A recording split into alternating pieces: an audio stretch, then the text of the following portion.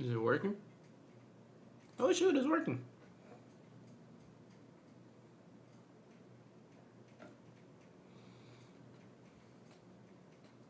Oh fuck, I completely... Ah, damn it. Yeah, it is what it is. It is what it is. It is what it is. It is what it is. It is what it is. Oh, and this shit is... Oh, no, it's connected there. Should be able to hear myself. Let's see. Hello, hello, hello. Hello. Hello. Yo, wait, what? Whoa. Hello. What the fuck is this? No, you... Wait, what? What is this? What the fuck is this? No, you... Wait, what? What is this? Yo, what is the browser? Wait a second. Because I don't want the nickel right here. What is the browser? Wait a second. Because I don't want the nickel right here. Hello. Bro, what is this? No, I want to hear this out. Wait a second. Hello. What the fuck is this? No, I want to hear this out. Wait a second. Hello. What the fuck is this? It should be public. Yeah, we should be public. Right here. It should be public. Yeah, we should be public. Right here. It should be public. Yeah, we should be.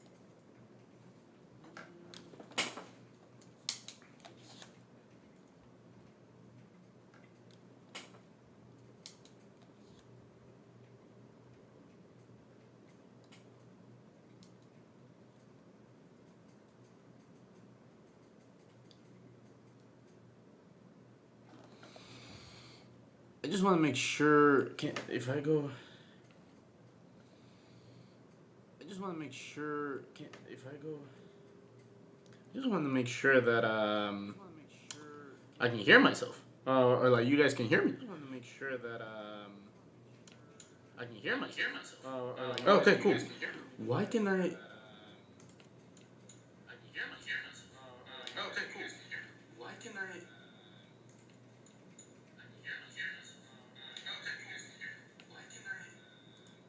Wait, hold up. Why is there a double?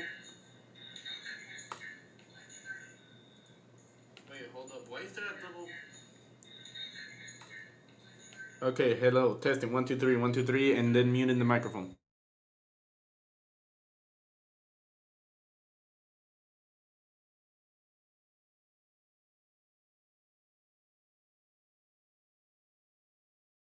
Okay, cool. We're good. Now let's just test the.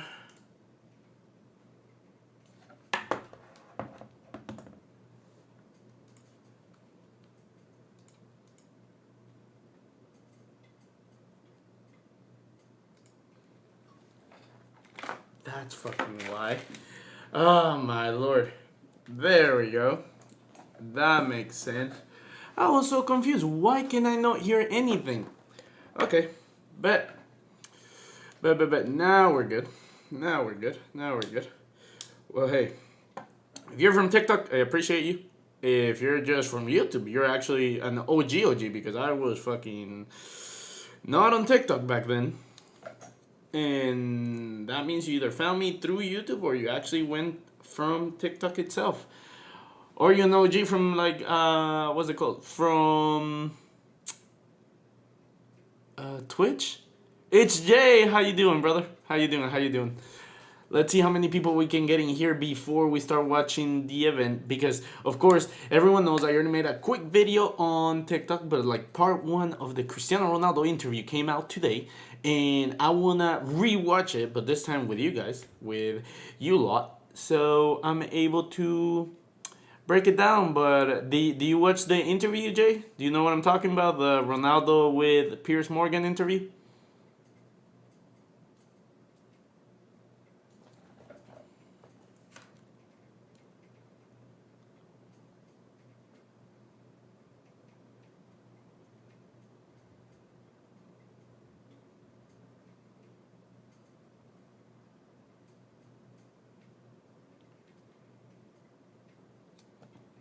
It's okay. Ronaldo was right. We know.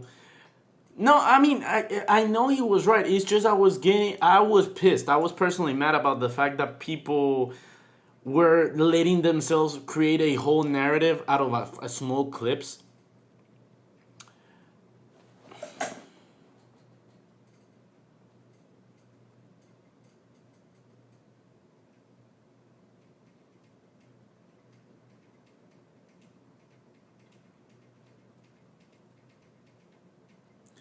They were creating their narrative with their own with the small clips without knowing the full context. Because, bro, when Ronaldo said like, "Oh, why is he slandering Rooney?" Blah blah blah. He should not say that. We see the whole context. Oh, hey, yeah, no, Rooney. He came to my home. We had dinner. He would play like his children and my children would play together. And then he goes on live TV and slanders me. Of course, he will be mad. Of course, and then he has every single right to come out and say. But then, oh my God, like everyone like randomly starts like seeing like, oh yeah, like Ronaldo did not say anything bad. What's going on? But yeah, okay, Jay, you're first of hopefully many. Of course, this is gonna stay up afterwards. This is gonna stay up for people to watch later on, but you're gonna see my reaction live. So don't be scared to put your input. Don't be scared to tell me what you think and everything. But without further ado, let's just talk about it. Or let's just start playing. Now, of course, this is gonna be a watch along, and we're gonna break down every single thing. So let's just jump from here.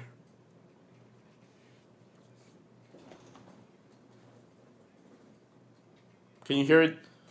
Can you hear it just fine, Jay? I just want to make sure that you can hear it. So later on, of course, that gets recorded, and then I don't have to double think about the fact that like, oh my God, I wasted all my time and that didn't do anything. Oh no, me. No, oh okay, you can. Good thing I asked. Good thing I asked. Let's try it again. Let's see. To ever grace the game. What about now? I think it should do it now. On the planet. He's had the toughest year of his life, on and off the pitch, facing personal tragedy and a barrage of criticism from fans, pundits, there we go. his own Cool. coaches. All right. Cool. Of course, right now it's just the intro. I already watched this, but this is very interesting because he already builds it up in the sense of, okay, this is what has happened with Ronaldo. Everyone else has had their say. Now it's his turn, and Cristiano is most definitely uncensored. Cristiano, let me start just by asking you, why are you doing this interview with me? Because I think it's the time to say something. And because I like you. As simple as that. Well, don't say that in public. Okay, that is very important because a lot of people are saying like, oh, Ronaldo is at fault. Like, why is he doing it with Piers Morgan out of all people? And when I first saw it, I'm like, who do you want it to be with? Like, let's be honest here. The whole media slandering him. Nobody is giving him his 2 cents or like trying to hear his side of the story. Piers Morgan has done multiple interviews with him, and then people are saying like Piers Morgan sucks, blah blah blah blah blah blah. Bro, like he and Piers have a good relationship for years now. It makes sense. Yo, we got Cristiano Ronaldo in the chat. Oh. And let me put myself on this corner right here. Cool. Well, I like you Suey. too, and I appreciate it because I think that you've had to sustain a lot of criticism this year in particular, probably more than at any stage in your career. He's looking sharp, by the way. To set the record straight and to clear up a few things, not least, I suspect, for the fans of Manchester United. You must be wondering what the hell's been going on. Oh, as I say many times, the fans, I'm always gonna say good about them. They are the most important things in the football. You play for them. They're always in my side. I feel that every time when I walk in the streets, the fans coming to me and they appreciate what I do for football. And for me, it's the most important in football. The fans, for me. I like how immediately he goes for the fans. Like, of course, bro, everything that Ronaldo has done, of course, we're 2 minutes in and I'm already giving my opinion. But everything that Ronaldo has done, as a fan, yeah, of course you can be like, what the fuck is he doing? Like, he's being a prick and blah, blah, blah. Like, bro, he's working on his career. He's like, bro, the fans are my priority and everything. But at the same time, he doesn't touch on this part about this. And I don't want to, if you haven't watched the interview, well, surprise, he's not going to go too much crazy on this particular interview. But, bro, he said it. Like, he was okay with the idea of not being loved for a little bit, but he cares about the fans. It's everything. I want to take you back to last summer. You're at Juventus, and there's massive speculation about where you're going to go. And the big rumor is that you're going to go to Manchester City. So first of all, how close was that to happening? Well, honestly, it was close. I'm gonna stopping it so much, but obviously this is a reaction. The fact that he says this, and then remember, like, oh, Guardiola was to like, oh no, like we were never close, or it wasn't like really that thing. I'm like, if that doesn't tell you straight up that he knew he was gonna go to City beforehand, no club was interested in Ronaldo. Really? Wish he would have joined Manchester City. Bro, I swear if he had joined Manchester City, what Haaland is doing this season, we would have seen it last season.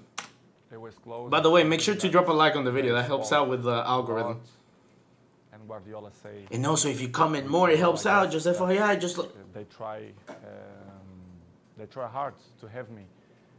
But as you know, as my history in Manchester United, your heart, your feeling, the history that you did before make the difference, and of course as well Sir Alex Ferguson.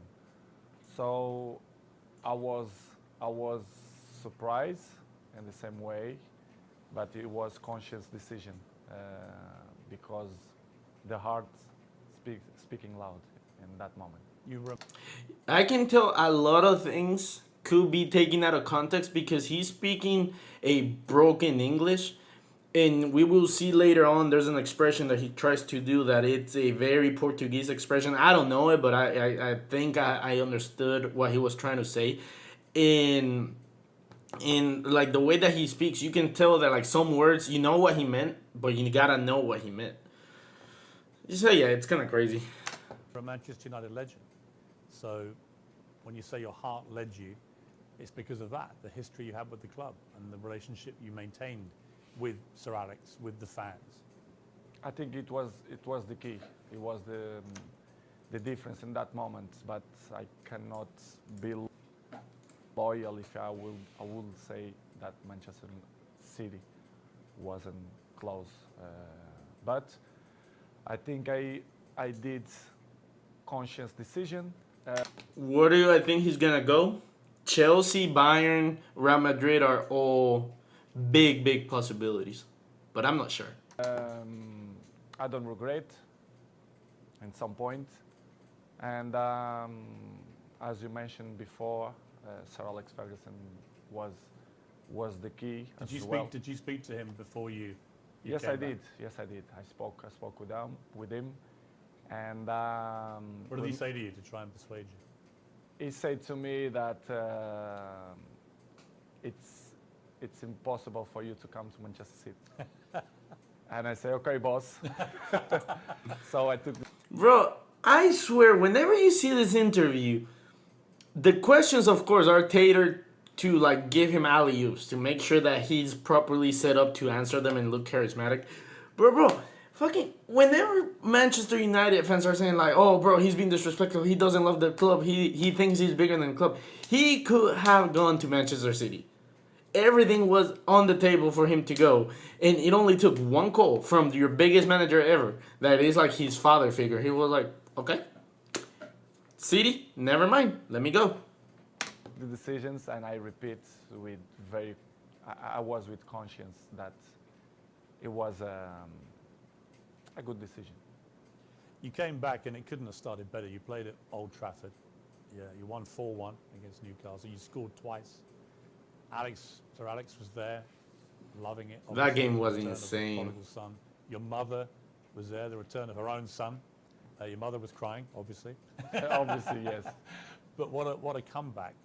How did that feel that day when you came off the pitch? Well, that feeling was amazing, but not only the day of the game. I felt before the week before that everything changed. The world speak about me, Cristiano back home, back where they belong. So it was a special moment to be back to Manchester United, to perform for our fans, and of course to score 2 goals was the best welcome that I received in Old Trafford. It was a memorable day and unbelievable day too. The Viva Ronaldo chant went up. Yes, Viva Ronaldo. You like hearing that? Be back, of course I did. Yeah. I kind of want him to come back with us, but at the same time, I want Vini and Benzema to shine. He could easily still be the main guy off the bench. It's just, remember, the whole thing in this chat or the whole thing about this particular interview is, one, he wants to get out of United, and two, he's feeling disrespected by Ten Hag. So if Ten Hag was to tell him at the beginning of the season, hey, you're in my plans, but you're going to be a bench player. You're going to be a secondary role. I'm pretty sure at that point, Ronaldo will be like, okay, you were up front with me. I got to get my new role together, right?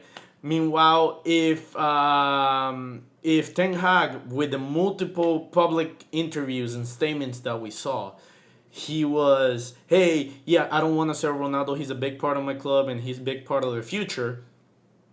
Hey, what do you think Ronaldo feels when he's getting benched for Martial, who's not even performing better than him? Yeah, the team plays better, but that's just because you don't give your top goal scorer from last season the chance to get accommodated and you don't play to his strength. Guess what? If the attack was funneled to Ronaldo, they would score more goals. The only time they were properly funneled that way, it was against ImKikoSuarez, which, fair enough, that's the one game that I said, like, they're playing to him and he's not scoring. Whoop-de-doo, like, it had to happen that way, right? But then against Real Sociedad, when Garnacho scored that goal, guess who freaking gave the assist? Because Ronaldo knows what the point of his role is if you give him specifications and you actually allow him to play. Not just like, hey, you're going to play 90 minutes here, and then you're going to play with the B team over here, and blah, blah, blah, blah, blah. I feel like it was just his last straw, and this was like, hey, United, you don't want to sell me? You're letting people talk crap about me? You know what? Tear my contract up. I don't care. Let my contract go away. As I told you before, the fans for me, they are everything. 2 things happened, I think, within 24 hours of you re-signing for United. One, you broke the all-time record for shirt sales in 24 hours. You actually beat a guy called Messi at PSG. You must have been happy about that. Of course I do. As you know, I don't follow the records. The records follow me. So I really wonder, and also Cristiano, you should like the video because I know it's Jay already liked it, so you should like your own video. But I wonder if Ronaldo, and that's, there we go. that was an ugly screenshot. But I wonder if this is what Piers Morgan said, that just, his statement will break the internet, that it will make the headlines. It is a cool headline saying like, the records, Cristiano don't follow the records follow him. But I wonder if on part 2 they're gonna go more in depth about Messi, because ain't no way the tweet about, have I asked Cristiano about Messi, and yes, we did talk about him and it will shock you, and it's about, hey, you saw more shirts than Messi, how does that make you feel? good. Another one in my book. And the other one was the Manchester United tweet announcing that you were rejoining the club. That tweet was insane, by the way. I remember that. Tweeted, or most liked tweet, I think, in Twitter history. It's good, as I told you before. It was a good moment. Nobody expects, because things I'm gonna give the phone to Pepe. change around, in my opinion. Oh yeah, absolutely. They gotta have two parters. They gotta make it juicy for you to come back. Not only Manchester City, but other clubs too, spoke about your name, that you will change Juventus for another club. But Manchester United wasn't there, wasn't in that thought of that teams, but surprised everybody, even me, to be honest. After a few weeks, things weren't going well at Manchester United. The club just wasn't firing, and in the end, Ole Gunnar Solskjaer, the manager, got sacked. And that's within like 2 months of you coming back. What were you feeling about what was going on at United? And what did you feel generally about the club itself and the state that the club was in compared to when you'd been there before? Piers, to be honest, when I signed for Manchester United, I thought everything was changed because it's 13 years that I'm changed. This is valid criticism that is crazy because obviously I don't understand the point of a lot of people saying that, oh, like Ronaldo shouldn't step out and say all this. I'm like, bro, like he's saying things that like they're public information. Someone could just walk in and go in there and be like, oh, like this is fantastic. This is top technology. Meanwhile, Ronaldo, who has been at Juventus, who has been at Real Madrid, goes from Manchester United 2009 to Real Madrid to Juventus back to Manchester United. He's like, this is the same locker room. This is the same thing. So he has more than the right of saying like, you guys have done nothing. Like I went had a career and everything, and I came back and you guys still the same. I was in Real Madrid 9 years and 3 in Juventus, and when I arrived, I thought everything will be different. You know, the technology, the infrastructures, and everything. But I was surprised, in a bad way, let's say in that way, because I saw everything was the same, and Manchester it wasn't in that moment that, as you mentioned, that Oli was sacked. Michael Carrick he assumed the job for 2 games. Villa. I remember. I know where this is going. This is the part where he talks about just like, hey, like Ragnick was assigned. We don't know him. Blah blah blah. The clip that they showed made it seem like the one that Piers Morgan put on Twitter made it seem like Ronaldo was completely disrespectful to Ragnick. And right now, you can see when full context is that he's like, bro, do you guys assign this guy? Okay, hey, boys, do you know who this is? No. And everyone thought like, bro, like you cannot disrespect Ragnick. Bro, I went on Google, right? I went on Wikipedia to just look at his profile. His highest achievement was to get to the semifinal of the Champions League with Schalke. Or actually, let's look that up. Let me look that up because I'm pretty sure Ragnick. Okay, let's see. Wikipedia. Boom. Let's take a look at this together. So,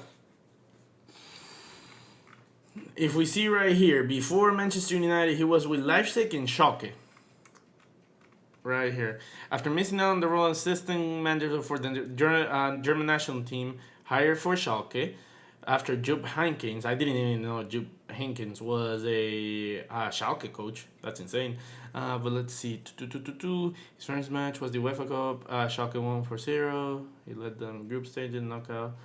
But exited. The next season started well with Ragnick, former. Okay, their second place league finish on the previous year also qualified them to the 2005-2006 Western Champions League first entry in the prestigious. However, the team failed to progress in the group stages and sat 10 points behind, set points off the pace in the Bundesliga and also crashed 6-0 off the. Damn. So he got sacked after being assigned just on September 2004. Oh, okay, you're gonna get that devil's lettuce. Enjoy it. But right here, returning to Schalke in March 2011, named the replacement of blah, blah, blah. And I think this is the one. Here. Just weeks after being named the new Schalke coach, Ragnick led his old club to their first UEFA Champions League semifinal by defeating holders Inter Milan 7-3 on aggregate. This is the famous Manuel Neuer clearance from the midfield. Then, not Pandev, I forget his name, hits it from midfield and just scores a crazy goal. They still lost. However, Schalke were eliminated by Manchester United in the semifinals. Schalke began the 2011 by defeating Borussia Dortmund, blah, blah, on September 11. Ragnick stepped down as Schalke due to chronic fatigue, stating he did not have the necessary energy. And then he goes to Leipzig, then Manchester United. Overall, let's go back to the interview, right? Real and Chelsea away, and everything was so fast, but surprised me a lot. Instability in the club, everything was kind of the same that I It hadn't moved on. No, they stopped on the clock, in my opinion, which is something that This is what I mean by like the expressions are gonna be very like you can understand what he meant there, but the words are off. So there's sometimes that he's gonna say statements that you're gonna be like, what? Like that's not probably what he meant. And rather like they're stop on the clock. Están parados en el reloj. That just means they're stuck in a time loop. But like they could have said like, oh, they're stuck in the past or something like that. But like those are the expressions that Ronaldo's using to go from Portuguese to English. that surprised me. I didn't expect, and slowly and slowly they start to change. Even the windows, the new players, and was tough. Was tough for me because I didn't expect that. And Because when you were there before, if Manchester United wanted a player under Sir Alex Ferguson, they normally got their man. Right now, it's a very different environment. After many years of failure since Sir Alex retired, United weren't getting the top players anymore. So were you surprised by that dynamic changing as well? Because you would have been used before to them, if they wanted top players, they got them. I was surprised. I thought when I signed that they signed in that year Sancho and Varane plus me, that things will be in the way that Manchester should be. Before Ronaldo, which is crazy because like what Piers Morgan is saying is kind of right, but also kind of off. Because when Sir Alex Ferguson left, they were able to get Pogba, they were able to get Zlatan, they were able to get Alexis Sanchez, they were able to get what's another big profile name that I'm forgetting. Cavani is not that big profile, and that was the season before Ronaldo. Henry Mkhitaryan, they got him. Juan Mata, they got. Who else? Fellaini, which at the time was an insane signing, even though it didn't pay out. There's a lot of signings that they would do, but like the rumors every season about like, oh, they're gonna get Lewandowski, they're going for who were the big players at the time. They're gonna go get Drogba. That didn't happen, but you know what I mean. They were going for the big Di Maria. They got Di Maria. Thank you, Trap. Yo, Trap, what's up? I just noticed your name. There were a lot of players that signed for Manchester United that were huge Falcao for starters. That were huge profile, but they weren't doing good. And that was coming down to the manager, and the manager was coming down to freaking the board. So you can always circle back to the board just being poor. As you mentioned, well, Sir Alex Ferguson left a big gap in the club. Not only Sir Alex Ferguson, but one person that I thought make the difference, David Gill, the president, a very, very good man. And the structure around Sir Alex Ferguson was very important too. Thank you, Trap. Hopefully you I too. knew it, that Manchester United wasn't the same, but I don't see that it was so big gap, so big things that go through by the last 10 years. And it was the thing that surprised me more, to be honest. It was little things like even the swimming pool that the players use, the saunas, all these facilities. Nothing had changed since you'd left in 2009. Nothing changed. Do you know how crazy that is? Like honestly, do you know how crazy it is that a multi-billionaire company, a multi-billion dollar, how much is Manchester United? How much is Manchester United worth? A $4.6 billion club still has the same facilities that they used in 2009. Do you know how insane that is? Pool, the jacuzzi, even the gym, even some points the technology, the kitchen, the chefs, which is I appreciate, lovely persons. They stop in a time which is it surprised me a lot. I thought I will see different things, different, as I mentioned before, technology, infrastructure, but unfortunately we see many things that I'm used to see when I was 20, 21, 22, so surprised me a lot. You'd also, of course, as you said, you've been at Real Madrid and Juventus, where you saw them moving all the time to progress with technology, the latest thing, to improve performance levels. So you were able to compare what you'd experienced there with what was not happening at United. In United, the progress was zero, in my opinion. To compare with Real Madrid and even Juventus, that they follow the recent world. So the technology, especially the terms of training, nutrition, and conditions of eat properly and to recover better than before, surprised me. Manchester right now, to compare with that club, I think it's You can tell still that Ronaldo's best situation was Real Madrid. Like you can tell that, and this is going on a tangent right here, but he made a mistake by leaving Real Madrid. He made a mistake, and I'm pretty sure at this point in his career, looking back into it, even if he retires, he will realize just like, yeah, that was the mistake. Like I should have stayed there because I'm pretty sure if he stays at Madrid, the 2019 season doesn't happen. We don't go trophyless. I'm pretty sure he gets more Ballon d'Ors. Benzema doesn't get the breakout season that he gets, but I'm pretty sure Benzema just likes winning and likes playing football.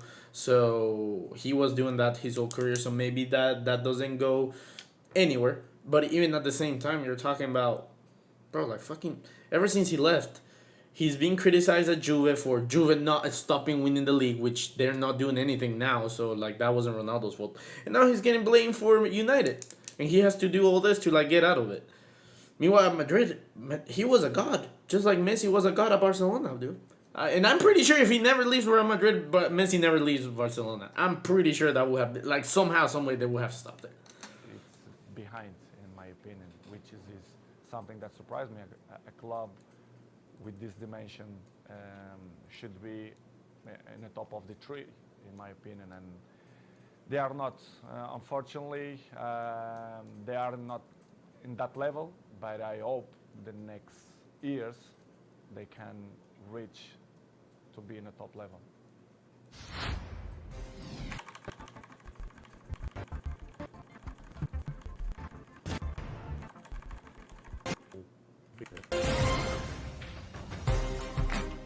When you look at, I mean, United have had some of the best managers in the world follow Sir Alex Ferguson, and they've all been relative failures compared to other stages of their careers. Do you think that partly that's down to the structural element of this, that there just isn't the support that top managers need?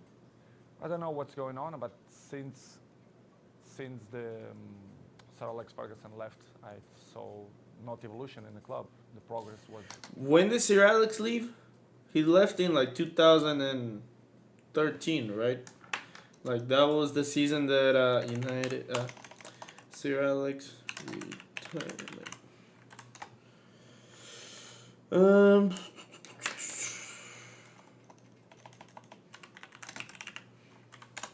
He was 71, and my knowledge is on point. He did retire in 2013. Zero. So since 2013, We that's have seven. point that That's 9 Oh. years. Damn. the club, as Manchester United, after suck Ole,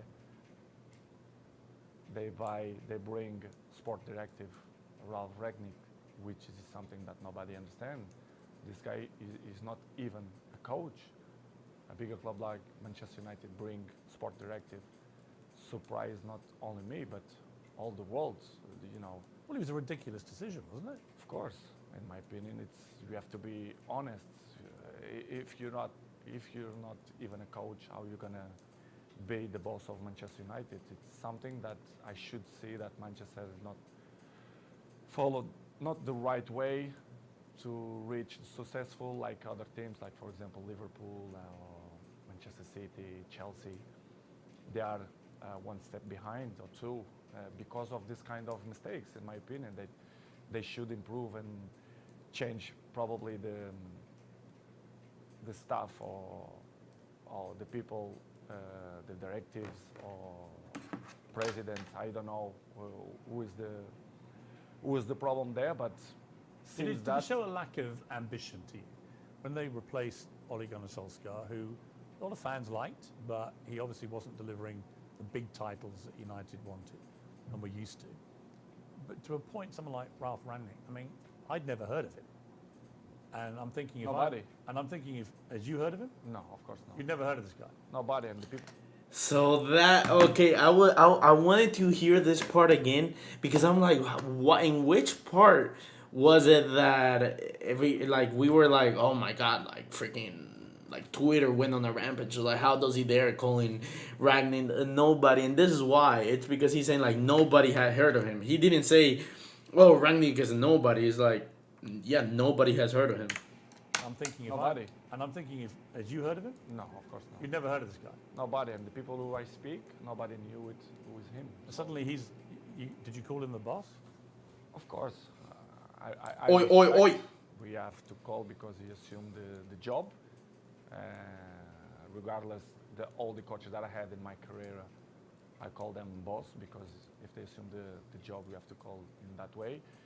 But in the end, So you see, he says that. He says that. I wonder tomorrow when the second part comes out, what the gut because this is a 90-minute interview, right? So we're seeing the first 45 minutes. I wonder what in the next 45 minutes, if when they mention about the his relationship with Ten Hag and everything, I wonder if Piers is gonna double down and just like, are you calling him boss? And see if Ronaldo keeps the same, just like, okay, like he's the boss. But I wonder. I'm already thinking on those things. deep inside me, I never saw him as a boss because I saw some points that Okay, so right there could be like, yeah, no, I call him the boss, but I don't respect him.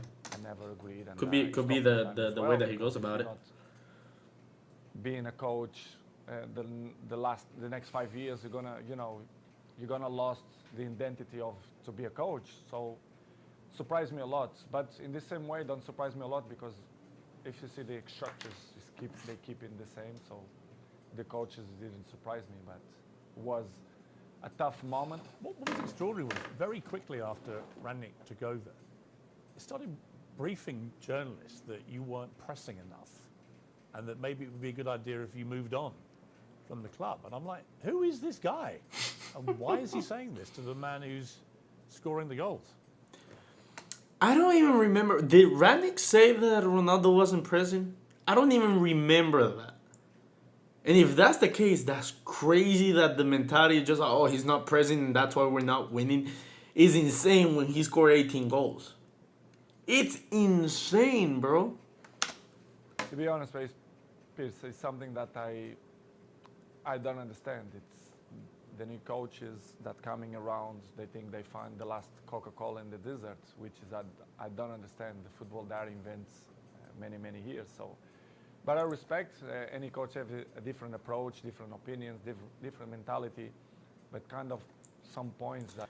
By the way, because he said it weirdly, I don't know. Again, I don't know if it's the Portuguese or what, but the expression that he says, like, every coach thinks that they're the last Coke in the desert, aka just saying like, hey, they think they're all that just for getting to a job like Manchester United and they think they know more when Ronaldo has been with the best. That you not agree. So I'm always like that in my life. I'm always been beside the best coaches in the world. There it is. Ancelotti, Mourinho, Fernando Santos, Allegri.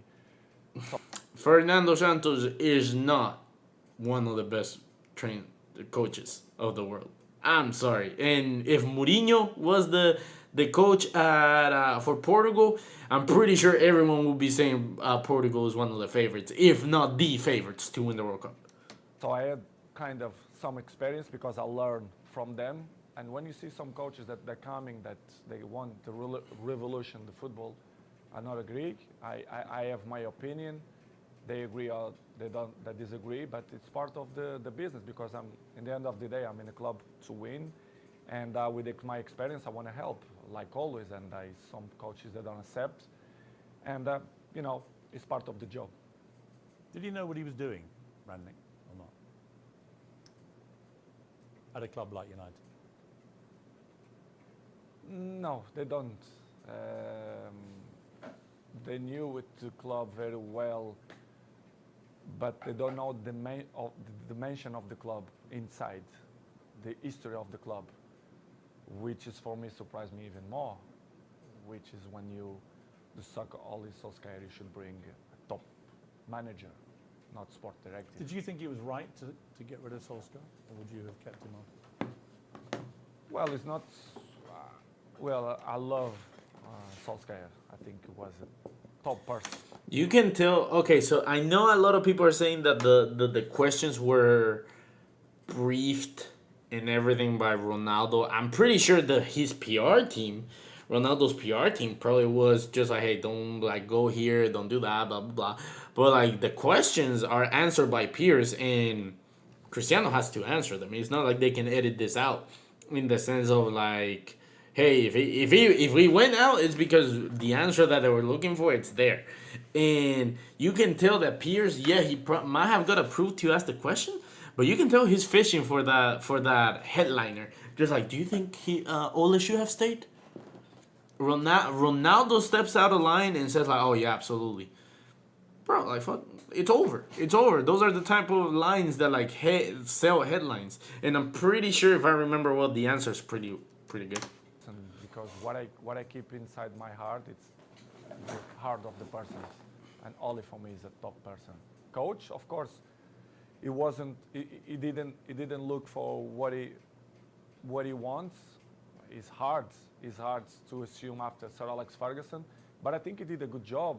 For sure, he need more time, but I'm never doubt that he's gonna be a good coach in the future. But it was a good experience. I was so pleased to work with him, even a short period. What about the younger players, and specifically their mentality? Because it seemed to me, just from what I was reading, when you were originally at Manchester United as a young 18-year-old, that you had huge respect for the older players, the Keanes and these guys in the dressing room, and you would soak up their experience, their wisdom and so on. Did you get that same respect, do you think, from the younger players? I don't mean that they... Before he answers the question, because again, I already watched this. This is my second time watching it. But something that baffles me, that it's really, really baffling, is this is Cristiano Ronaldo.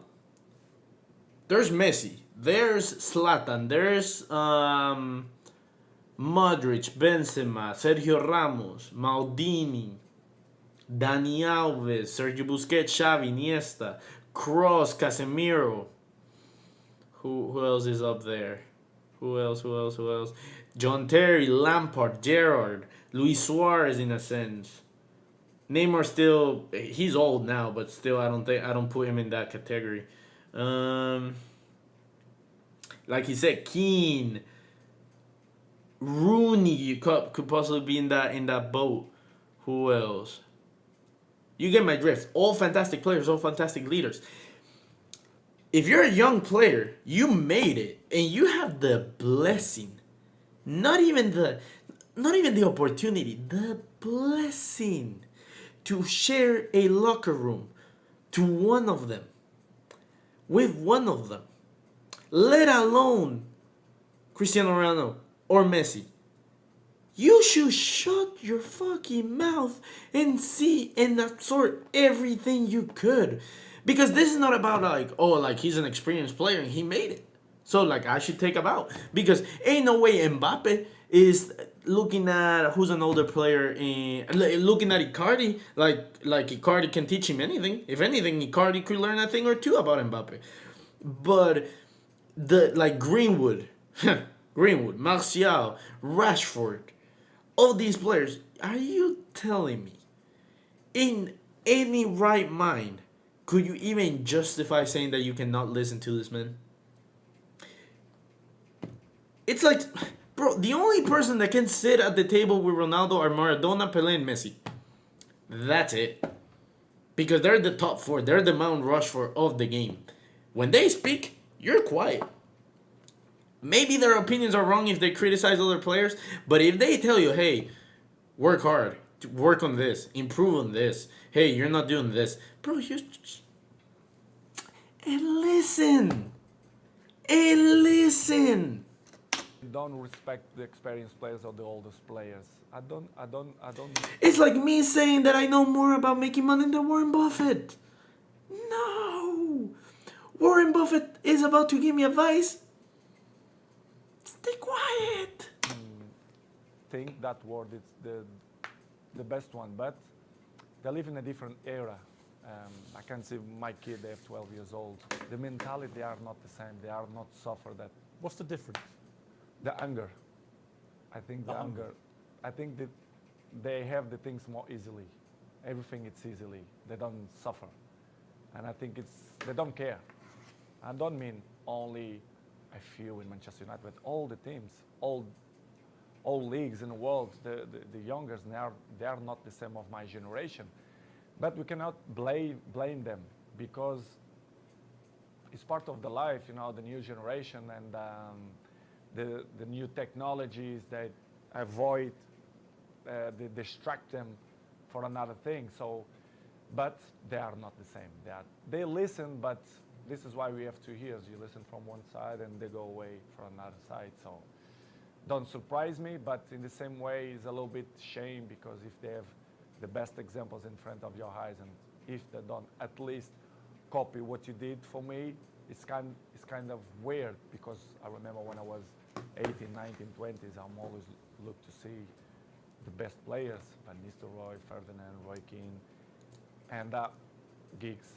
This is why I have the successful that I have in longevity, because I take care of my body, my mentality, my head, because I see these guys and I learn from them. When you try and give advice to these younger players, what do you say to them? What do you try and guide them to be like? I think the best advice, I'm not the kind of guys to like to give advice. I prefer to be as example. Yeah. Because I'm an example. I'm there every morning. You see what I mean, dude? Like, how in the world can a player like Sancho be on the same locker room as him and not be ashamed?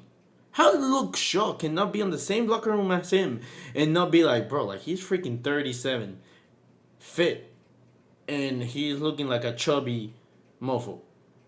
Bro, like freaking, you guys, bro, like if you're watching this video and you're catching these sections, you're probably thinking like, bro, like you're just a Ronaldo D writer. This is the same thing that the players at the United States national basketball team said about Kobe, that they went partying and Kobe was like, oh, okay, I'm going to the gym, and then they came back and he's drenching sweat, saying like, I'm going to the gym, because they were like, oh my god, this is what it takes to be great.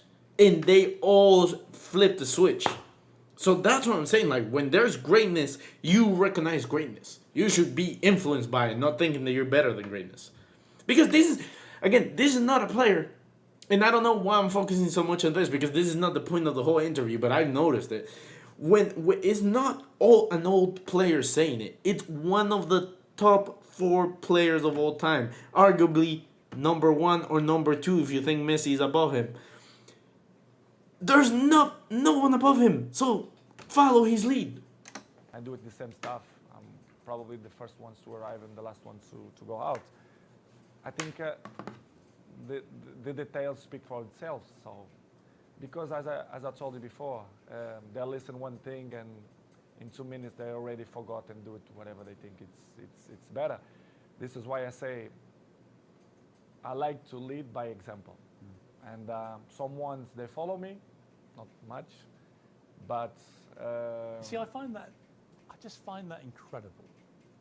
That if I was a young footballer and I had Cristiano Ronaldo at my club, that I wouldn't want to spend every second watching him, listening to him. There you go. Yeah, Piers Morgan basically just said what I was saying.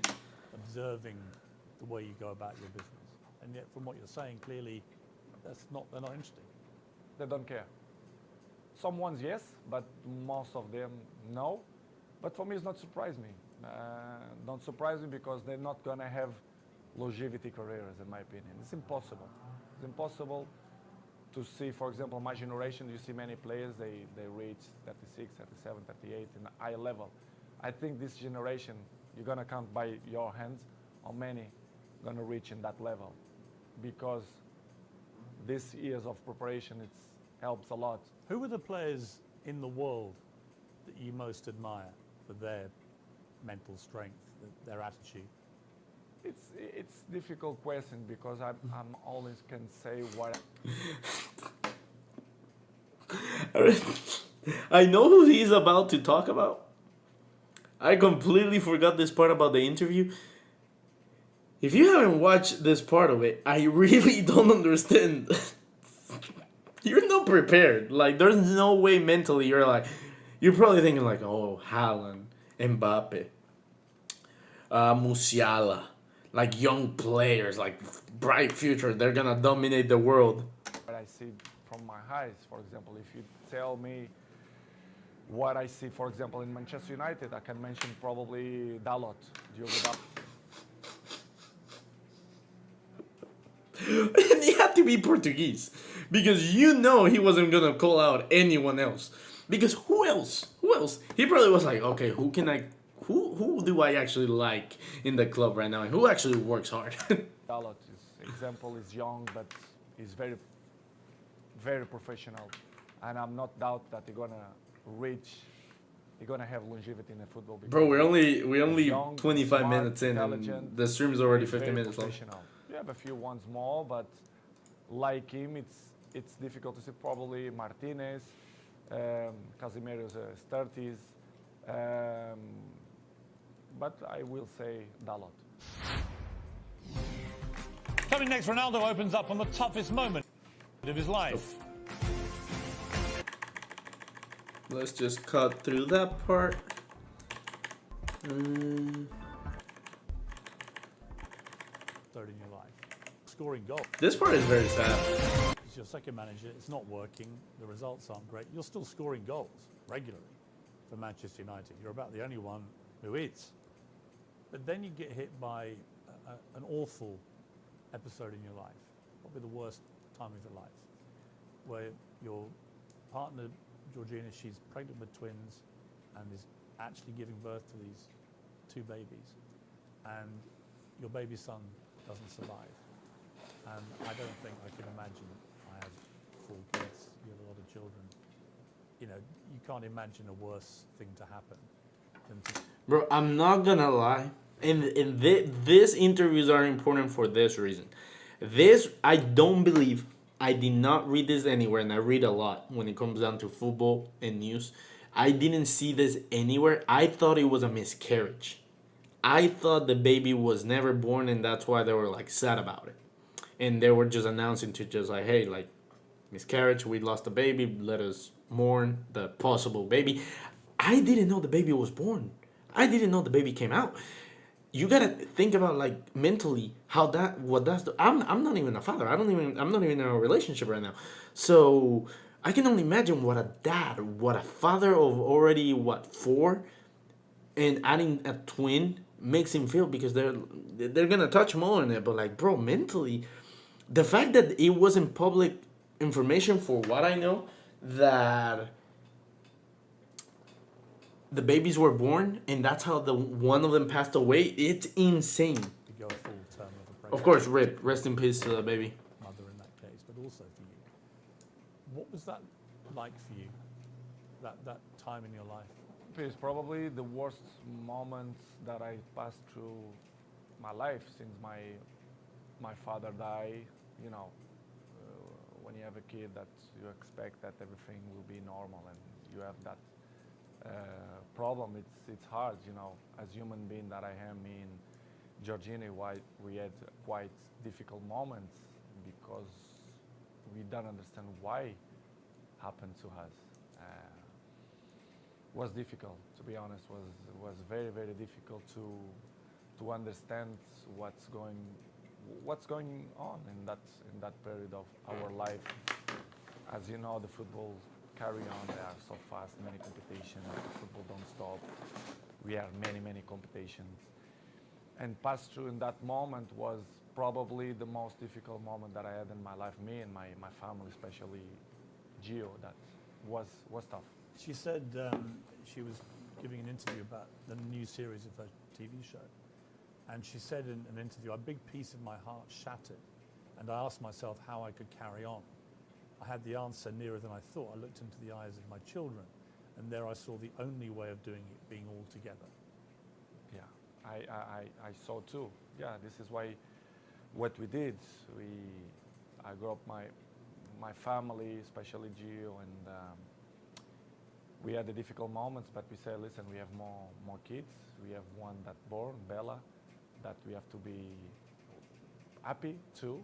I mean, such a difficult situation again, where you're mourning the terrible loss of your little baby boy, but also celebrating the birth of Crazy. your beautiful daughter. I try to explain sometimes to my family and even my close friends. They say, I never felt to be happy and sad in the same moment. Yes. I never felt. It's hard to explain. So difficult. So difficult. You don't know if you cry or you don't know if you smile, Yes. because it's something that you don't know how to react. You don't know what to do, to be honest. And of course, I remember very well that I look like,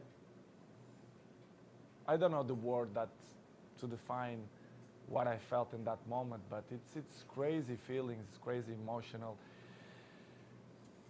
But as I told you before, I have to hold that we had at least Bella, Yeah. which is the most important. One die and one survive, but it's difficult to explain. How Piers. did you explain it all to your other children? They must have been so confused about In the it. beginning, Gio arriving home and the kids start to say, where's another baby, where's another baby? Of course, Cristiano, I had conversation with him in the day, because he's 12 years old, he knows, he understands everything. And I had a nice conversation with him. We cried together in his bedroom, and he explained, and it's kind of, he didn't understand. He understand, but in the same way, he was a little bit confused. The other ones in the beginning, in the table, the kids start to say, Mom, where is the other baby, blah, blah, blah. And Gio, in the beginning, they start to say, because, you know, she had a little bit belly, because they had two, it's hard process. And after 1 week, I say, you know, let's be frontal, let's be honest with the kids. Let's say that Angel, which is the name, they go to the heaven. It's better to say in that way. Yeah. And we start to use in that way. And the kids always understand when we had shots in the table, and they say, Daddy, I did this for Angel, and they point out for the sky, which is I say, and I like it the most, because, you know, it's part of the lives, and I'm not gonna lie to my kids to say the truth, which was a difficult process, but in the same way, I become more. If you're wondering, by the way, why I'm not adding anything to this part, I have nothing to say. This is really just mourning. This is just paying the respect to the kid. So this is not football. This is life. So I'm not gonna give my opinion about life. More father, more friendly of them. They become more close to his daddy, especially me with Georgine as well. Yeah, I was going to saw- ask you that, because these things, they can make or break relationships, because the grief can be so intense. It can drive couples apart, or it can bring them closer. In my case, it was better in that way. I become more friendly of Gio. I was of course friend, but I see more lovely for her and for my kids, and I start to see the life with a different perspective. You understand? Which is coming the point of, if you're gonna ask me for sure, the pre-season moments. Yes. For example, why I did.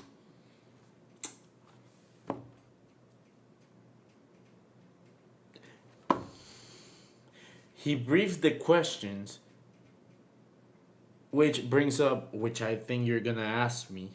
Why would he say, which I think you're gonna ask, if he didn't brief the questions? So maybe the PR team briefed the questions, but Ronaldo did not know the questions to keep it legit. Interesting. We didn't go to the Yes, pre-season. I'm going to come to that. Yeah. But it was just to finish in that chapter was the most difficult moment. The last since my dad died, it was this moment that I passed through the last 6 months. Do you feel your son is with you in spirit? Do you feel that? For sure. His ashes is with me, like my daddy. They are here in Really? my house. Yes. It's something that I want to hold for the rest of my life. I'm not throw to the ocean or to the sea.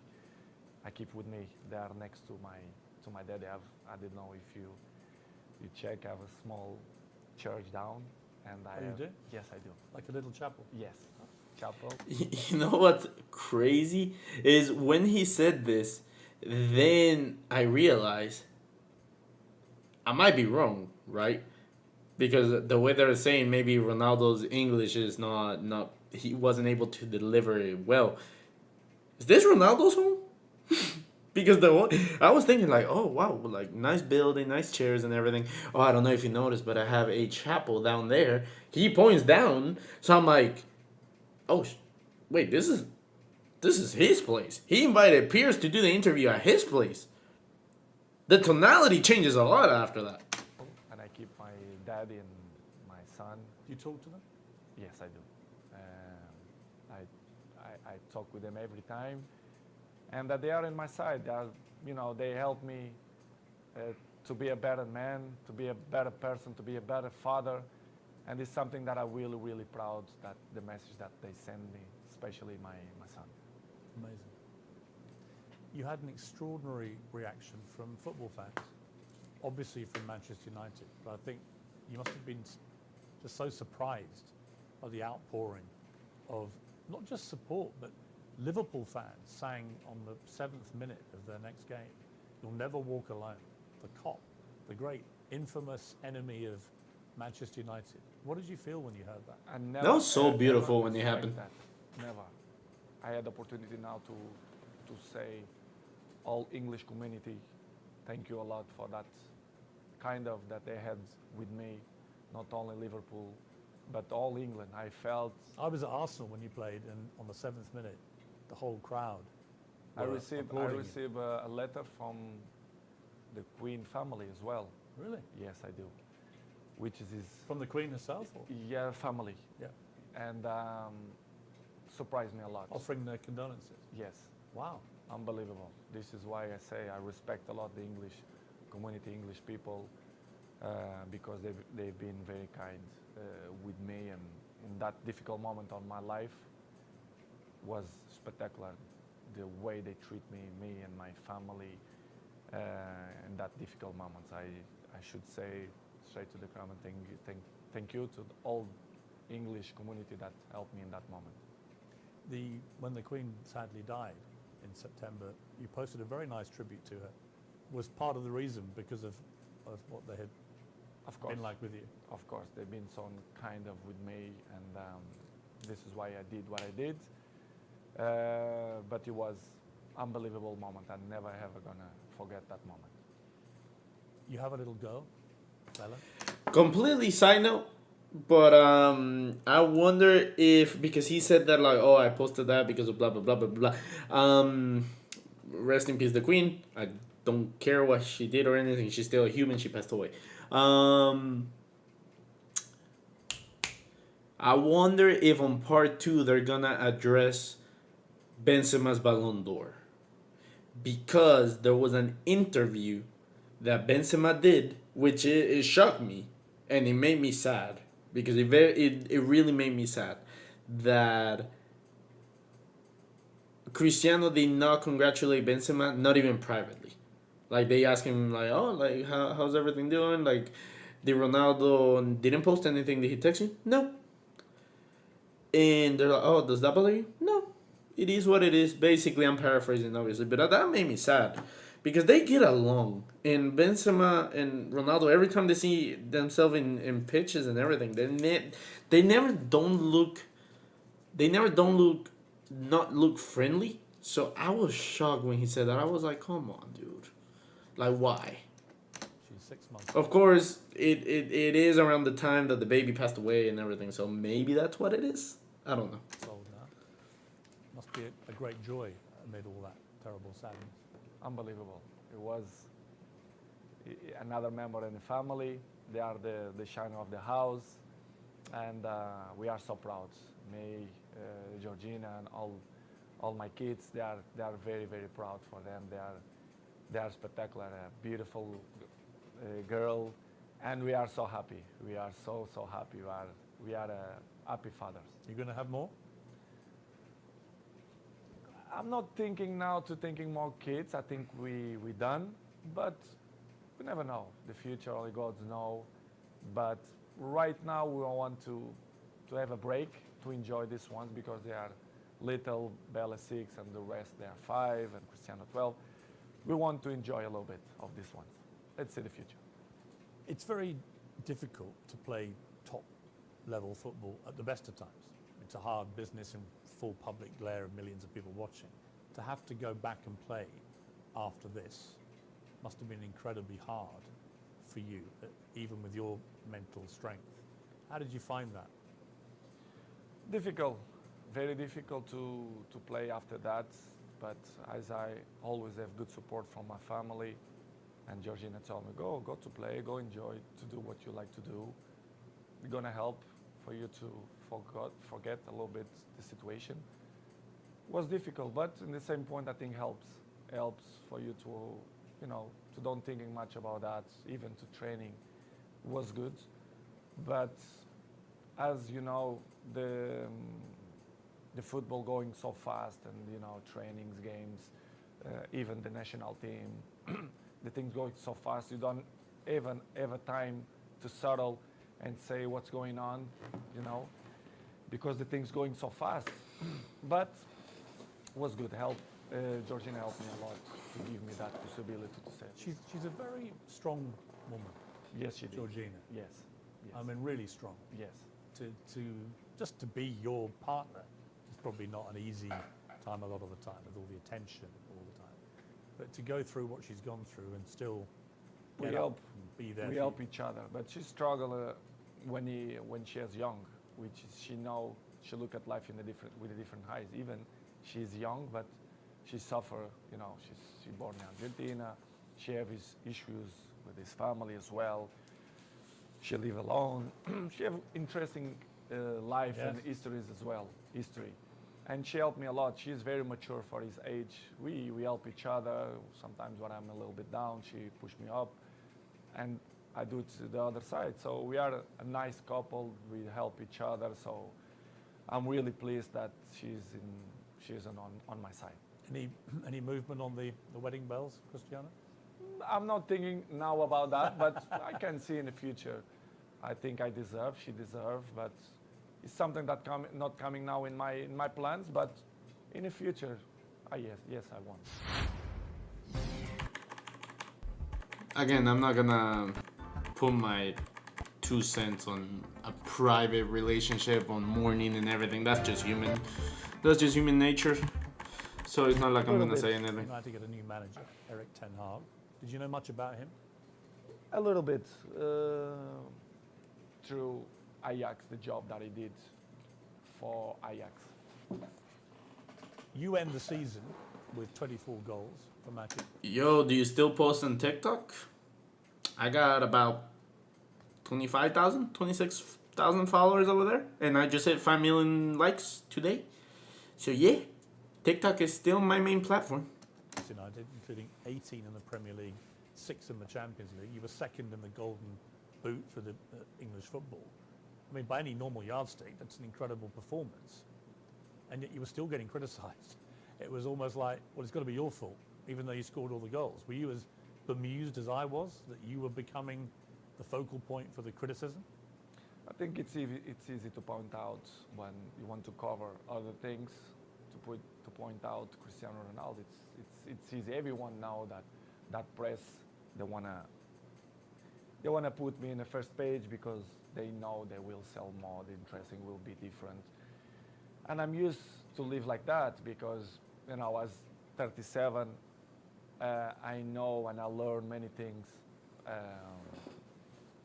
When you are in the down of the wave, when you are in the top of the wave, you don't realize and you don't see things that you don't see before, which is I appreciate, to have bad moments, to see which people is in your side, who criticize you more, because they're looking for that. They don't like to see successful people. The people only try to bring negativism. And I felt the last 4 or 5 months that not only for me, but even for my family as well, for Georgina, especially around the world, the press criticize me even more. Sometimes I don't understand why. Even Portuguese press that they criticize me a lot. I don't understand, but I still believe that the jealousy is part of that. They want to cover many things that helps to shine other things. But listen, Piers, I know I'm 21 years in the top of the game, so I know all it takes. So for me, it's not a problem. It's hard when you are a little bit down to listen to this criticism. Do you That's a very key factor in it, and it makes sense because everyone's human. Last season, Messi is no fault of this because last season Messi was having a hard time, and he was very protected by his fans, but everyone's going for his neck about like, oh, like Messi's finished, he's not doing anything, blah blah blah, and like Messi fans came out swinging just like, oh no, he's a playmaker, he's not playing the role, he doesn't need to score, blah blah blah. But you know Messi was having an issue with it. Messi was definitely having like issue. He's human. Like he definitely was getting bothered by it. Just like Ronaldo right here. Just like it's easy to ignore it when you're on the top. Like if you're scoring 60 goals a season or per year, and people are saying like, oh, Ronaldo's not playing good. You're like, dude, nobody even gets close to me. What are you talking about? Like you're just mad about it. Meanwhile, when you start having a slow start or you're having a season like the one Ronaldo's having, just like the season Messi had last year, it's hard to like say like, what the fuck are you talking about? And like you start doubting yourself. Like there's a lot of people on TikTok that give me hate, probably not even close to the amount of hate that Ronaldo gets. But if I wasn't strong mentally to the point that I don't care, like I know myself and I know the knowledge that I have in my takes, I will start doubting myself. Not in a shadow of a doubt. Do you read it all? Do you read newspapers? Do you read social media? A good thing that I have, it's I don't like to read because I know 90% of the times they lie, they are garbage. The press, they are garbage. Not all of them, but most of them. They don't say the truth. And they lie, they constant lie and they constant attack me and my family. They're always negativism against my family. Why I'm gonna read? Because I know they try to make me feel bad, me and my family, which is something hard to deal. But in the end of the day, I understand. But it's really, really hard. The problem you have is you're too famous. You are the most followed human being on Instagram. But you have, I just checked, 495 million followers. I have just under 2 million on Instagram. 8 million on Twitter, so I'm catching you on Twitter slowly, but 400, you're nearly at 500 million followers on Instagram. That's insane. 497 at the Bigger than moment. all the Kardashians put together. It's good. It's good. I feel proud for It's that. good. It means a lot for me because it means that people like me too. I'm charismatic. I think why I'm the number one. Sometimes I ask that question to myself. Why me and not another one? Why do you Because think it is? to be honest, not just only because I play good football, because everyone knows, but I think the rest is relevant. You have to be charismatic. People have to feel some connection with you. I think to be good looking helps too. I have the same problem. Yeah, I feel the same way. To be honest, Piers, I don't know the real reason, but I think I'm charismatic and I'm a appetitive fruit. I don't know if we A what? a fruit that yeah. people want. This was the part that I was saying about like you can tell his English is not helping him out because like that expression is just like it's a desired fruit. It's just a fruit that people want to take a bite. It's like the fruit from the Garden of Eden. It's just like it's the fruit that you shouldn't taste. Want to bite. Yeah. I don't know how you can say in English. Any particular fruit or? Let's Like say peach? strawberry. But I don't know the reason. I mean, what's incredible to me is the power you have. Appetite Appetite. fruit. Appetite for it.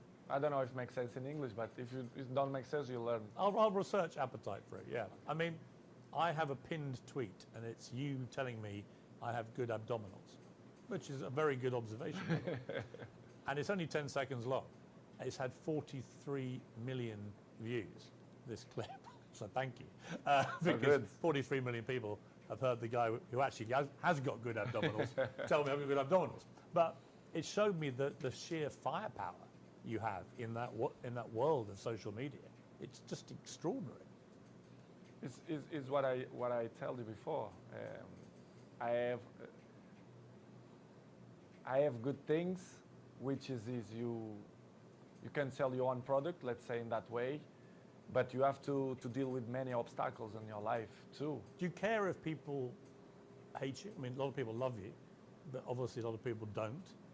You're so big, you're going to get both. But do you care about the ones who hate Cristiano Ronaldo? I care the people who like me. I'm not. Ooh, yeah. This was a perfect build-up, and Piers Morgan. I don't know if Piers meant to do this, but the whole idea of just like, oh, like I don't like the people that I don't know and the people that are relevant don't hurt me. It's the people that get close to me, and this is the perfect tee-off for the whole Rooney Gary Neville situation. Waste time for the people who don't like me. I think it's waste of time. These people, they are not interesting on my life. I like to be around the people who love me. I don't waste my time to see the criticism of people who is next to me, ex-players, for example. One of your biggest critics has been, and I'm surprised about this. Me too. Wayne Rooney, for example, who you played with for many years very successfully, and were good friends with him, and yet all this year, 3 or 4 times he's come out and attacked you in the media. Piers, I don't understand. You should ask this question to him, but I don't know. I don't know why he criticized me so bad, or I don't believe that he's jealous of me. He says your behaviour is unacceptable. United should sell you. Blah blah blah blah blah. I mean, it's Wayne Rooney. It surprised me. It was 1 year ago or 6 months ago here in my house. It picked up. This right here is crazy and insane because, like he was saying, like I don't care about the people that I don't know. I care about the people that are close to me. And if you don't like me, you don't like me. I don't care. The following part is the part that Piers Morgan cut off on the Twitter clip, obviously to make it seem like, oh my God, there's no way Ronaldo said this. Listen to this part. His kids here, and invite Cristiano to go to his house to play football. I really don't understand people like that, or if they wanna be in the cover of the paper, of the news, or they want a new jobs or whatever.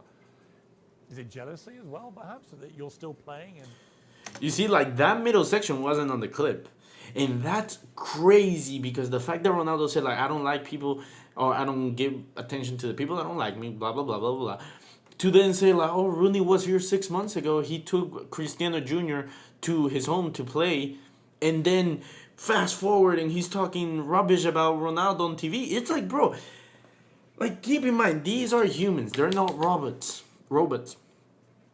If someone that I consider close to me is right, they're close to me and everything, the whole situation's going on and they're piling onto me. I don't know if Ronaldo, I don't remember this part, but if Rooney didn't reach out to Ronaldo first, just like, bro, like, what's going on? Like, we're friends. Like you can talk to me. Like, what's going on? If Rooney did not do that and just went straight to just like, nah, like, bro, like freaking, like the injuries that we need, like Ronaldo's done and blah blah blah. When Ronaldo's older or Rooney's older than or actually Ronaldo's older than Rooney, and Rooney already retired for like how many years, and Ronaldo's still at the top. Still in the Man United probably red shirt? Because he finished his career with 30s. So I'm still playing high level. I'm not gonna say that I'm looking better than him, which is true, but. But that is inarguable. I mean, there's no contest. It's hard to listen that kind of criticize and negative about people who play with you. For example, Gary Neville as well. Yeah, I mean, Gary Neville, you blanked him the other day on the pitch, and he looked quite upset, actually, because he obviously likes being your friend, but he's been pretty critical of you as well. People can have his own opinion, but they don't really know what's going on. For example, inside the training ground, and this is what I mean. Like he's like, they don't know the full story, so the fact that they're giving their input without asking me, that's like a rumor going around, and then my friends not talking to me about it. Like they say, like, hey, bro, like oh yeah, like bro, like Kiko did this, Kiko did that, blah blah blah, instead of coming to the source. You know what I'm saying? Like that's the crazy thing that I can like. I think everyone can relate up to it. It's just like bro, like when a friend doesn't come to you, were they really the friend? Carrington area or even my life, they should listen not only one point of view, they have to listen my point of view as well. Because it's easy to criticize, but if you don't know the old story, it's easy, you know. But it's, Piers, as I said before, it's part Are they of, still friends of yours, or do you have a line where... they are not my friends, they are colleagues. We play together, they're not coming, we not have a dinner together, for example. But as I told you, Piers, before, it's part of my journey. They keep criticize me, negativism every time. So I continue my... Remember how he said that Rooney 6 months or whatever was there? So Rooney was his friend. So that hurt him. Meanwhile, with Gary Neville, I don't know about dinners. He's not mentioning that. So we don't know the connection there. But the fact that what's his name? Rooney did all that, that probably hurt him. That probably hurt him in a way. Also, for the people who say like, oh, there's no way you played together and did not become a relationship. Him and Xabi Alonso did not get along. I don't know if people know that. There's an interview that said like, oh, like we don't get along, we don't talk. But in the middle of the pitch, he's one of my best partners. Like I think it was him. I'm pretty sure it's Ronaldo and somebody else. I don't know. I might have said Xabi Alonso and it turns out that it wasn't Xabi Alonso. But there was a specific player that they like. Ronaldo didn't say it. The player said it, just like, oh, we don't have a relationship. But like they were like super, like they were such a good duo, and I forget who it was. My trip, and I have to catch up the people who like me. Some of your ex-colleagues have been incredibly supportive. Rio Ferdinand has always got your back. Roy Keane always has your back. Whatever happens, he's always supported you and has continued to do so. Does that mean a lot to you? It means a lot because I was in the dressing room with them. They are part of my journey in football as well. As I mentioned many times, working for me was my best captain ever. Rio Ferdinand helped me a lot. He was my neighbor, I was his neighbor. So very, very good guys. Not just because they speak good about me, but they was there in the dressing room. They are football players. They know how players thinking and they behaves, etc. And to listen colleagues or teammates to criticize you, and they always see one point of view. Do you feel a bit betrayed when they do that? Because Yes, because you played together. It's easy to criticize. I don't know if you have a job in television that they must criticize to be more famous. I really don't understand. Do you think they use your name a bit to get attention? I think they take advantage of that because they are not stupid. And I really understand, and I have to carry on with my life with criticize.